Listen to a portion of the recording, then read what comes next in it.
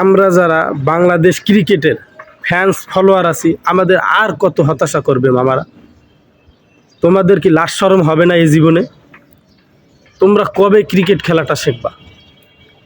তোমরা কি বিরাট কোহলি, কুমারা সাঙ্গাকারা, মাহেলা জয়বর্ধনে, রাহুল দ্রাবিড় এদেরকে কি ফলো করে দেখো না? এদের খেলা কি তোমরা দেখো না? তারা কি লেভেলের ক্রিকেট খেলছে, কিভাবে টেস্ট ম্যাচ খেলতে হয়, কতটা ধৈর্য সহকারে খেলতে হয়? তোমাদের কি আল্লাহ লাজ শরম কিচ্ছু দে নাই? তোমরা মানে কবে ক্রিকেটটা শিখবা? মাসের পর মাস যাবে, বিসিবির কাছ থেকে বেতন নেবে, সেই বেতন নিয়া পরিবার নিয়া এদিক সেদিক ঘুরে বেড়াবা আর মৌজ মাস্তি করবা। আর আমরা যারা বাংলাদেশি ফ্যান্স ফলোয়ার আছি, তাদেরকে দিন শেষে হতাশা নিয়ে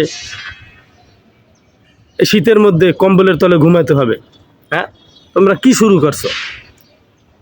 মানে কি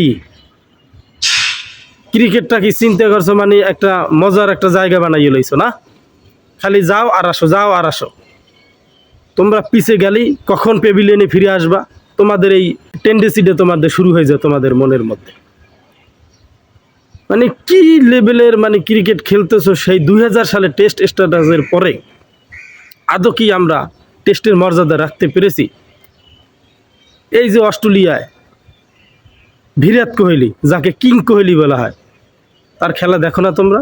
তোমাদের কি একটু লজ্জা হয় না যে সে অস্ট্রেলিয়ার মাঠে কিভাবে 30তম টেস্ট সেঞ্চুরিটা করলো? হ্যাঁ, সবাই তো বলেছিল যে কিং কোহলি শেষ, কিন্তু কিং কোহলি তিনি সেঞ্চুরি করে দেখিয়ে দিল যে আমি কিং কোহলি এখনও ফুরিয়ে যায়নি, আমার অনেক কিছু টেস্ট ক্রিকেটে দেওয়ার আছে, এখনও সময় থাকতে সাধন করো, ভালো হয়ে যাও মামারা। তোমরা যা শুরু করছো তাতে তোমাদেরকে বয়কট করা ছাড়া আর আমাদের বাংলাদেশ ফ্যান্স ফলোয়ারদের আর কোনো উপায় নাই। ঠিক আছে, তোমরা এখনও সময় আছে, ধৈর্য সহকারে ক্রিকেট খেলা শেখো, বহির্বিশ্বের টেস্ট ক্রিকেটারদের ফলো করো, কিভাবে ক্রিকেট খেলতে হয়, কোন পজিশনে কোন বলটাকে খেলতে হয়, এগুলো দেখে দেখে শেখো।